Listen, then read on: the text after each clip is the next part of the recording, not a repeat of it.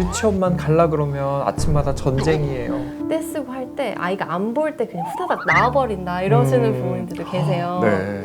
어머니나 아버지가 가지고 있는 정서적인 어려움이 아이의 분리불안에도 영향을 미칠 수 있다, 이런 말씀인가 봐요. 분리불안이 잘 생기는 유형이 따로 있나요? 안녕하세요. 안녕하세요. 우리 아이들 병원 마음튼튼센터 이준호, 김소리 원장입니다. 저가 오늘 또 진료를 보다 보니까 이런 친구들이 너무 많은 거예요. 유치원만 갈라 그러면 아침마다 전쟁이에요. 엄마랑 떨어지기 싫다고 붙들고 엄마를 안 놓아주고, 학교 가서도 사실 그런 경우가 많아요. 이렇게 엄마랑 분리되기 어렵고 유치원에서 분리되기 어려운 그런 아이들은 어떻게 해주면 좋을지 고민이 많으신 것 같아요. 이런 아이들은 이유가 있는 건가요? 진료를 저희가 3월부터 시작했는데 3월 되면 이 새학기만 되면은 아이들과 엄마들 전쟁인 것 같아요. 고민 하다가 데려오시고 하는 경우들이 많은데요. 일단 일명 이제 엄마 껌딱지 시기라고 하는 그 시기가 있더라고요. 사실 엄마 껌딱지라는 현상에 대해서 생각해보면 그 근본에는 불안이 좀 숨어 있잖아요. 불안이라고 하면은 사실 촬영하는데도 좀 불안하고 하지 않으셨어요? 네. 표정이 거는 굳어 있어요. 불안하다라고 하면은 굉장히 보편적인 감정이잖아요. 네. 이 세상에 혼자 놓여졌을 때 아무것도 할 줄 아는 게 없는 이 아이들 같은 경우에는 홀로서기가 굉장히 어려울 것 같아요. 네. 아이들 입장에 생각해보면 뭐 자기가 할 수 있는 게 아무것도 없는데 이 낯선 세상에 혼자 있는 게 굉장히 두려울 것 같다는 생각이 들어요. 그만큼 불안이라는 건 사실은 당연한 감정인 거고요. 또 우리가 생물학적으로 발달학적으로 봤을 때 뭐 분리불안, 낯가림 이런 것들이 한 6개월에서 8개월 사이에 생기는 게 정상인데 이게 사실 없는 것도 문제가 되는 경우들이 있잖아요. 발달학적으로 봤을 때 이런 분리불안은 적절하고 보통은 2세 정도에 감소한다고 되어 있죠. 정신과 공부하면서 굉장히 많이 들었던 대상 항상성이라는 게 형성되면서 사라지는 네. 거예요. 엄마가 눈앞에 안 보여도 내 안에 엄마가 있으니까 난 괜찮아, 이런 게 대상 항상성이죠. 그럼 분리불안은 좋은 거네요. 없으면 안 될 중요한 감정이고요. 학령정기 아동 같은 경우에는 조금 뭐 괴물, 뭐 무서운 곳, 아니면은 뭐 높은 곳, 깜깜한 곳 이런 걸 무서워하잖아요. 네. 그리고 학교에 들어가고 나면은 뭐 자연재해에 대해서 알게 되면서 거기에 대해서도 공포심을 갖기도 맞아요. 하고, 어쨌든 사람이 성장하면서 불안이랑 떨어질 수는 없는 것 같아요. 맞아요. 소아에서의 일시적인 분리불안은 정상 발달 중에 나타나긴 하지만 한 3에서 5세 정도에는 정상적으로 해소되는 것이 맞다, 이렇게 네. 말씀드리고 싶네요. 분리불안이 잘 생기는 유형이 따로 있나요? 여기에 대해서도 우리가 교과서적으로 봤을 때 모든 정신과 질환이 유전 영향도 있고 환경 영향도 있고 이런 편인데요. 부모들 중에서 뭐 우울이나 불안장애나 아니면 뭐 PTSD까지도 이런 정신적인 질환이 있는 경우에는 아이들이 분리불안이 생기기 쉽다고 하더라고요. 그러니까 어머니나 아버지가 가지고 있는 정서적인 어려움이 아이의 분리불안에도 영향을 미칠 수 있다, 이런 말씀인가 봐요. 그렇죠. 아무래도 좀 선천적인 기질도 많이 작용을 하잖아요. 아이들이 뭐 원체 이제 불안이 높은 아이들도 있고, 또 하모보이던스라고 해서 우리가 뭐 위험 회피나 이런 것들이 높은 경우에도 불안이 높을 수밖에 없죠. 또 환경적으로 생각해보면 좀 당연한 얘기긴 한데, 주 양육자가 학대를 한다든지 아니면 애착 대상과 안정된 애착을 형성하지 못한 불안정한 애착을 형성한 경우, 이런 것들이 분리불안을 좀 쉽게 야기하는 것 같습니다. 또 의외로 분리불안을 유발하는 경우들도 있는데요. 이거는 이제 과잉 보호하는 경우, 이것도 안 돼, 저것도 안 돼, 너 위험하니까 뭐 어디 가지 마, 이런 식으로 어떻게 보면 아이의 불안을 심어주시는 분들도 네. 계세요.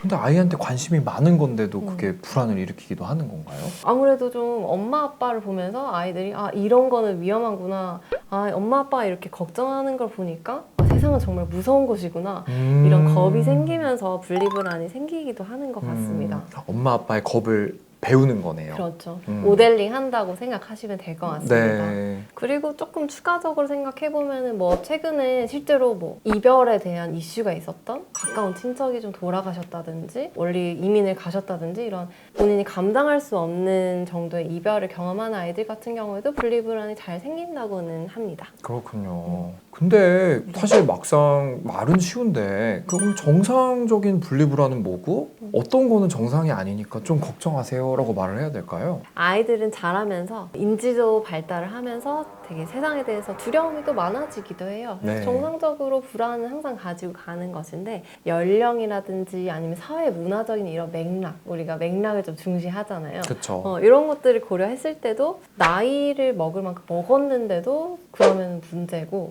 너무 오랫동안 그러니까 불안이 계속 지속되면 그것도 사실 문제고요. 그리고 불안을 어느 정도 가지고 생활할 수 있으면 괜찮지만 그게 아니라 정도도 너무 심하다. 불안이 네. 너무 심해서 일상생활이 안 된다. 그러면은 문제로 볼 수 있을 것 같아요. 네. 그 나이에 해야 되는 일들도 못할 정도로 불안하다. 그러면 걱정을 좀 해봐야겠네요. 그렇죠. 결국에 정신과에서 치료의 기준이 되는 그런 기준점이라고 하면 항상 일상생활에 어느 정도 장애가 있느냐 네. 이걸 기준으로 보잖아요. 네. 그런 점에서 이해를 해보시면 될 것 같습니다. 그렇다면 이걸 어떻게 좀 해결해 보면 좋을지 속 시원하게 김소리 원장님께서 말씀을 한번 해주시죠. 사실 해결하려면 우리가 원인을 찾아야 되는데 원인이 기질적인 것도 있고 뭐 환경적인 것도 있다고 말씀드렸는데 우리가 아이의 기질을 바꿀 수는 없잖아요. 네. 너 불안해하지 마. 너 불안해하면 안 돼. 이렇게 해서 바꿀 수 있는 부분은 아니기 때문에 사실 환경적인 부분을 조절해주는 게 맞아요. 일단은 엄마 아빠가 불안을 좀 조절하는 것이 중요하다. 이렇게 말씀드릴 수 있을 것 같아요. 또 두 번째는 비슷한 맥락이긴 한데 좀 속상해하지 않으셨으면 좋겠다는 거예요. 아이가 좀 떨어지기 힘들어하고 막 다른 아이들에 비해서 불안해하니까 이런저런 시도를 잘 못한다 하면은 엄마 아빠 입장에서 되게 속상하실 것 같거든요. 하지만 그렇게 속상해하는 걸 보고 아이는 아 그럼 나는 좀 못하는 아이, 다른 아이들에 비해서 좀 소심한 아이 이렇게 인식될 수 있어서 아이가 의지할 수 있도록 함께 해주시는 것이 중요합니다. 분리불안 같은 경우에는 또 중요한 게 아이가 예측할 수 없는 상황에 굉장히 겁을 먹는 경우가 많이 있습니다. 그래서 예측할 수 있는 상황, 예를 들면 그냥 일정한 루틴을 만들어주고 네. 뭐 이 시간에는 엄마랑 헤어져서 어린이집 가서 노는 시간 이렇게 정해주고 이런 식으로 루틴을 만들어주면 아이가 몇 번 처음에는 조금 힘들어할 수 있긴 하지만 몇 번 반복하면서 안정감을 가지게 됩니다. 네. 그러니까 새로운 규칙이 생기고 나면 아이가 또 그거에 맞는 안정감을 생길 수 있다는 거네요. 이제 그러면은 아이가 막 울고 엄마랑 헤어지기 싫어하면은 어머님 어떻게 하세요? 이렇게 여쭤보면 아, 그럴 때는 아이가 이렇게 울고 막 떼쓰고 할 때 아이가 안 볼 때 그냥 후다닥 나와버린다 이러시는 부모님들도 계세요. 네. 근데 사실 그럼 아이 입장에서는 어떡해 엄마를 내가 보내버렸어 이러면서 눈물을 더 흘리겠네요. 그렇죠. 사실 앞에서 말씀드렸듯이 예측 가능한 상황을 만들어주는 것이 굉장히 중요한데 아이 입장에서는 청천벽력 같은 일이죠. 네. 울었는데 엄마가 갑자기 사라졌어. 그럼 얼마나 속상하겠어요. 네. 다음에는 더 이제 한눈 안 팔려 그러고 엄마 옆에 딱 붙어 있으려고 그러고 아이가 좀 이별을 힘들어 하더라도 아이의 눈을 이렇게 보고 엄마는 이제 일하러 가야 돼.